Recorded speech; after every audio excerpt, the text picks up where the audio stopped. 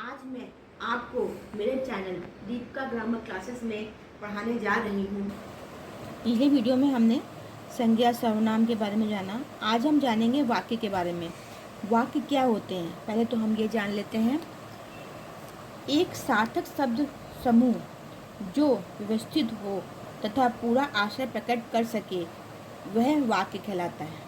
जैसे राम खाना खा रहा है, तो मतलब इसमें पूरा शब्द के समूह हैं और साथ में अर्थपूर्ण है। अब हम चलते हैं इसी गुण के बारे में देख लेते हैं। वाक्य के गुण 5 होते हैं: आकांक्षा, योग्यता, सानिध्य, पदक्रम, अभिनयंती। ठीक है, तो आकांक्षा के बारे में पढ़ेंगे हम लोग पहले। एक पद पढ़ने और सुनने के बाद किसी भी वाक्य के आशय या अर्थ को जानने के लिए उसके शेष पदों की अपेक्षा जिज्ञासा बनी रहती है, उसे आकांक्षा कहते हैं। मतलब कोई आप स्टोरी पढ़ रहे हैं, उसमें आगे क्या होने वाला है, तो ये जो वाक्य होते हैं उनमें हमको ये आकांक्षा मतलब इच्छा बनी रहती है। ठीक है। योग्यता, पदों के अभीष्ट अर्थ का बोध कराने की क्षमता ही योग्यता कहलाती है। मतलब सीता सिलाई करती है, तो इससे हमको समझ में आ रहा है कि सीता का जो काम है वो सिलाई करना है। तो उस वाक्य में ये योग्यता होती है कि वो अपने जो पद होते हैं उनके द्वारा बता सके कि जो वाक्य में है उसका क्या मीनिंग है। तो ये योग्यता वाक्य में होती है। सानिध्य का शाब्दिक अर्थ है समीपता। वाक्य में समीपता की बहुत ज़रूरी है। कोई भी वाक्य आप बोलते हैं, अगर आप राम सो गया कल, तो ये तो नहीं हुआ ना कि मतलब एक लाइन होती है वाक्य बोलने की। पदक्रम क्या होता है, वही मैंने आपको बताया। राम सो गया कल, तो ये तो गलत बन गया। राम कल सोया था, तो ये हुआ हमारा। अभिनयंती का अर्थ है व्याकरणिक दृष्टि से सामान्य रूपता। मतलब इस जब हम कोई वाक्य बोलते हैं तो उसमें व्याकरण का भी प्रयोग होता है। वाक्य के अंग के ऊपर चलते हैं। वाक्य के में दो अंग होते हैं, एक उद्देश्य होता है, एक विधेय होता है। तो उद्देश्य कौन होता है, जो काम कर रहा होता है, जैसे कि सीता, राम, मैं, हमारे राष्ट्रपिता, ऐसे करके जो भी होते हैं वो सब क्या होते हैं, हमारा उद्देश्य होता है। लेकिन विधेय क्या होते हैं, वो क्या काम कर रहे हैं। जैसे कि हम देख लेते हैं एग्जाम्पल, शीला गाना गा रही है। ठीक है, तो शीला हमारा उद्देश्य हुआ और गाना गा रही है हमारा विधेय हुआ। बात समझ में आ गई आपको। महात्मा गांधी हमारे प्रिय नेता थे। ठीक है, तो ये इस तरह से होगा। अभी हम लोग देखेंगे कि अर्थ की दृष्टि से वाक्य के भेद। विधानार्थक वाक्य के बारे में पढ़ेंगे। जिन वाक्यों से क्रिया के करने या होने का सामान्य रूप से बोध होता है उसे विधानार्थक वाक्य कहते हैं। जैसे घोड़ा दौड़ता है, राधा का भाई आने वाला है। मतलब ये सरल वाक्य होते हैं, असर्टिव सेंटेंसेस। देखिए इसमें लिखा हुआ है साधारण वाक्य होते हैं। ठीक है, सिंपल।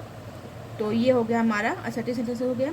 अब हम लोग चलते हैं निषेधात्मक वाक्य। निषेधात्मक मतलब जिसमें नहीं होता है। मैं आज खाना नहीं खाऊंगा। ठीक है, वह चल नहीं सकता। बात समझ में आ गई आपको।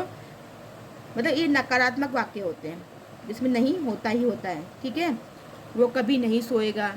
जिन वाक्यों में वक्ता की इच्छा, कामना, आशीर्वाद आदि के या आशा के भाव प्रकट हो उसे इच्छार्थक वाक्य कहते हैं। मतलब इसमें जो बोल रहा होता है ना, वो या तो इच्छा कर रहा है, कामना कर रहा है, या आशीर्वाद दे रहा है। तो जैसे कि हम लोग देख लेते हैं उदाहरण के लिए, आओ मिलकर खाना खाएं। ठीक है, तो ये है हमारा इच्छा। ठीक है, ईश्वर करे आज वर्षा हो जाए, तो ये प्रार्थना है। ठीक है, भगवान तुम्हारा भला करे, ये भी प्रार्थना है, ये आशीर्वाद भी है। आज मिलकर घूमने चला जाए, ये इच्छा है। तो ये हमारा इच्छार्थक वाक्य होते हैं। ठीक है, प्रश्नार्थक वाक्य है। प्रश्नार्थक वाक्य पढ़ते हैं हम लोग। अब जो वाक्य प्रश्न पूछने के लिए किए जाएं, अर्थात जिन वाक्यों की वक्ता कोई प्रश्न पूछता है तो वे वाक्य प्रश्नार्थक वाक्य कहलाते हैं। ठीक है, अब देख लेते हैं इसमें मतलब कि क्या होगा। प्रश्नार्थक मतलब क्या, क्यों, किधर, ये सब होंगे किसमें, प्रश्नार्थक वाक्य के अंदर। क्या तुम कल मेरे घर आओगे। देखो क्या लगा है ना, तुम कल स्कूल क्यों नहीं गए। दरवाजे पर कौन खड़ा है। क्या तुम्हें जाना है, तो क्या लगा है आज्ञार्थक वाक्य। मतलब यहाँ पर ऑर्डर होगी, ठीक है, मतलब यहाँ पर हम किसी को आदेश दे रहे हूँ। जैसे कि अभी हम देख लेते हैं पहले इसकी परिभाषा। जिन वाक्यों में आज्ञा, आदेश, प्रार्थना, अनुमति आदि के भाव प्रकट किए जाते हैं उसे आज्ञार्थक वाक्य कहते हैं। जैसे, ठीक है, तुम अब कहीं नहीं जाओगे, तो ये क्या है? आज्ञा है। अपना गृह कार्य पूरा करो, ये भी आज्ञा है और आदेश भी है। जाओ, जाकर सो जाओ, तो ये भी आदेश है। मेरे लिए खाना लाओ, तो ये प्रार्थना है। अब हम आते हैं संकेतार्थक वाक्य। संकेतार्थक वाक्य का मीनिंग क्या होता है? जिन वाक्यों में किसी न किसी शर्त पूर्ति की ओर संकेत किया गया हो या जिसमें एक क्रिया दूसरी क्रिया पर निर्भर करती हो, तो उसे संकेतार्थक वाक्य कहते हैं। जैसे, यदि वर्षा होगी तो खेती अच्छी होगी। बात समझ में आया? मतलब इसमें ऐसा होगा तो ऐसा होगा, ऐसा होगा तो ऐसा होगा। जैसे कि जल्दी करो नहीं तो बस छूट जाएगी। बात समझ में आया? यदि दवा लोगे तो जल्दी ठीक हो जाओगे, मतलब इसमें रिजल्ट होगा। रमेश बुद्धिमान है इसलिए वह कक्षाएं प्रथम आता है। बात समझ में आ गई आपको? तो पहली बात 2 सेंटेंस होंगे और जो दूसरा सेंटेंस होगा वो पहले सेंटेंस से उसका रिजल्ट होगा। बात समझ में आई आपको? अब हम लोग आते हैं मतलब परिणाम। संदेहार्थक वाक्य, जिन वाक्यों में संदेह या संभावना की झलक मिलती है उसे संदेहार्थक वाक्य कहते हैं।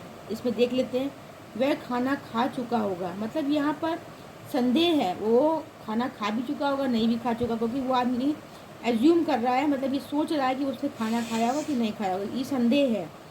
वह शायद मेरे घर आए, वह शायद मेरे घर आए, तो ये संभावना है, मतलब आ भी सकते हैं नहीं भी आ सकते हैं। शायद मैं पढ़ने बैठ जाऊं, तो शायद मैं पढ़ने बैठ जाऊं मतलब मैं पढ़ भी सकता हूँ, मैं भी नहीं पढ़ सकता हूँ, ये भी संभावना है। हो सकता है मुझे वहाँ जाना पड़े, तो ये क्या है? संदेह है। तो इस तरह से ये वाक्य हो गए विस्मयादि बोधक वाक्य। तो इसको हम लोग इस तरह से पढ़ेंगे। पहले जान लेते हैं इसका मीनिंग क्या होता है। जिन वाक्यों में शोक, घृणा, हर्ष, विस्मय आदि का भाव प्रकट हो वे विस्मयादि बोधक वाक्य कहलाते हैं। अब हम लोग पढ़ लेते हैं, पहले जान लेते हैं कि इनके उदाहरण क्या हैं। अरे तुम ये क्या कर रहे हो, मतलब इसमें अपोस्ट्रोफी लगा होगा। हाय बेचारा दुर्घटना में मारा गया, ठीक है। वाह कितना सुंदर दृश्य है, आह कितना स्वादिष्ट भोजन है। बात समझ में आ गई होगी आपके? देखिए यहाँ पर लगा हुआ है। तो ये विस्मयादि बोधक वाक्य हैं। अभी ये हमने पढ़ा है अर्थ की दृष्टि से वाक्य में भेद, लेकिन अभी एक आता है समय काल के अनुसार वाक्य में भेद। तो काल वही होते हैं हमारे वर्तमान काल, भूतकाल और भविष्य काल। वर्तमान में जो हम सेंटेंस कहते हैं वो कैसे कहते हैं? मैं खाना खा रहा हूँ, ठीक है, तो ये वर्तमान में काम चल रहा है। लेकिन मैं खाना खा रहा होऊंगा तो वो भविष्य काल हो गया। भूतकाल, ये क्या होगा? भूतकाल होगा। मैं खाना खा चुका था मतलब भूतकाल। तो ये 3 तरह के काल के हिसाब से होते हैं वाक्य में भेद। तो मैंने आपको बताया है कि अर्थ के दृष्टि से वाक्य के भेद और काल के अनुसार वाक्य के भेद ही बता दिए मैंने आपको। अगर इसमें वाक्य में आपको कुछ और पढ़ना है या आपको कुछ और डाउट है तो आप कमेंट करके पूछिएगा, मैं आपकी हेल्प करूँगी। Thank you. मेरे पढ़ाई पसंद आया तो आप मेरे चैनल दीपिका ग्रामर क्लासेस को लाइक, शेयर, सब्सक्राइब और बेल आइकन को क्लिक करें। इससे क्या होगा कि आपको मेरे जो भी वीडियो हैं फटाफट मिलेंगे और आपके सारे डाउट्स क्लियर होंगे। अगर आप शेयर करेंगे तो आपको जो भी आपके दोस्त हैं उनको भी अच्छी हेल्प मिलेगी। Thank you.